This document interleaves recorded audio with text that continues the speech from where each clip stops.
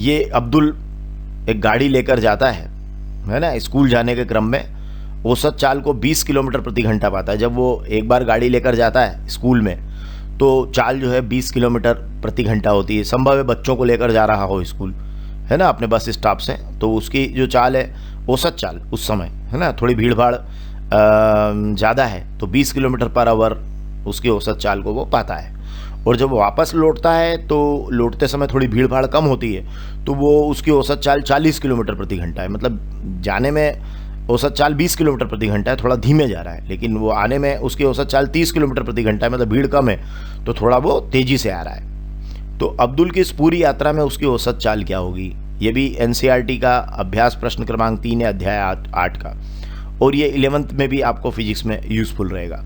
तो चलिए देखें हम कि जो अब्दुल गाड़ी लेकर जाता है तो उसकी औसत चाल 20 किलोमीटर प्रति घंटा है। और चलो ये जो डिस्टेंस है इसको हम x मान लेते हैं, मतलब x दूरी तय करने में वो उसकी औसत चाल जाने में है 20 किलोमीटर प्रति घंटा और आने में कितनी है 30 किलोमीटर प्रति घंटा।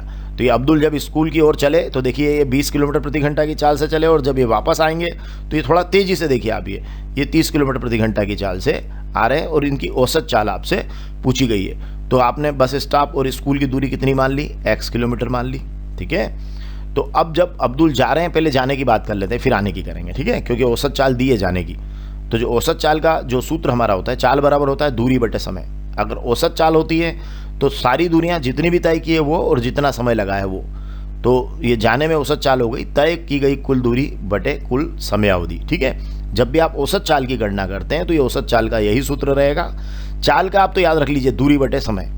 तो औसत चाल जब निकालेंगे तो सारी दूरियों को जोड़ेंगे छोटे छोटे टुकड़ों में, जो उन्होंने अलग अलग समयावधि में दूरियां तय की है, मतलब अलग अलग थोड़ी चाल बदलती जाती है ना, तो जो औसत चाल इसीलिए निकालते हैं। तो तय की गई कुल दूरी बटे कुल समयावधि। अब आप क्या करें, दूरी तो आपके पास x है और जाने के समय को आप मान लीजिए t1। कितना मान ले? t1 मान लेते हैं, क्योंकि जाने और आने में समय अलग अलग है तो इसको t1 मान लेते हैं, ठीक है। तो ये हो गया औसत चाल कितनी है उसकी 20 किलोमीटर प्रति घंटा जाने की, तो 20 बराबर तय की गई दूरी तो x किलोमीटर है ही और कुल समयावधि को आप ले लीजिए t1। तो ये आपका 20 बराबर x बटे t1 हो जाएगा। और अगर आप t1 का मान निकालेंगे तो t1 को यहाँ ले लीजिएगा, 20 को यहाँ कर दीजिएगा, x बटे 20 हो जाएगा। ये हो गया आपकी इक्वेशन नंबर 1। अब जैसे आपने जाने का निकाला है वैसे ही आपको आने का निकालना है। तो आने, देखिए अब जाने वाले बिल्कुल नकल करके चलिएगा, जाने में औसत चाल बराबर, तो अब यहाँ लिख दीजिएगा आने में औसत चाल तय की गई कुल दूरी बटे कुल समयावधि। अब बताइए, अब आप स्वयं ही बता पाएंगे, बता दीजिए। आने में औसत चाल कितनी है? 20 की जगह 30 लिखेंगे, तय की गई दूरी तो वही है x, समयावधि को इस बार आप मान लीजिएगा t2 t1 के प्लेस पर, क्योंकि आने में लगे समय को आप कितना मान रहे हैं? t2 मान रहे हैं, ठीक है। तो चलिए पुट कर दीजिए। तो आपने पुट किया, औसत चाल की जगह 30, देखिए 20 की जगह 30, x है ही, t1 की जगह t2, तो यहाँ से आप t2 निकाल लीजिए। तो t2 की वैल्यू आ जाएगी आपकी x बटे 30। ये आपका आने में लगा हुआ समय हो गया t2, ये जाने में लगा समय हो गया। अब आपको क्या निकालना है? अब्दुल की इस पूरी यात्रा में उसकी औसत चाल क्या होगी?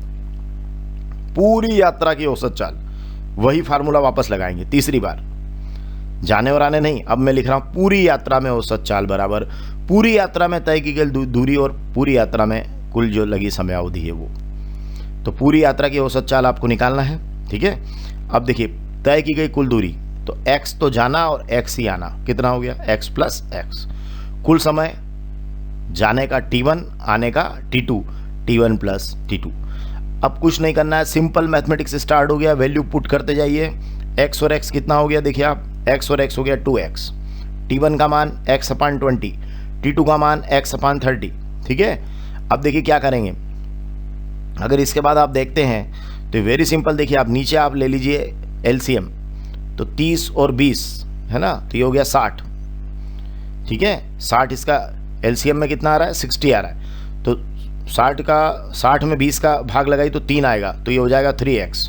60 में 30 का भाग लगाई 2 आएगा, तो ये हो गया 2x, 3x प्लस 2x अपान 60, ये ऊपर 2x चल ही रहा है। अब देखिए ये हो गया, क्लियर हुआ ना? ये आप अलग से करके भी देख सकते हैं, x अपान 20 प्लस x अपान 30, ठीक है।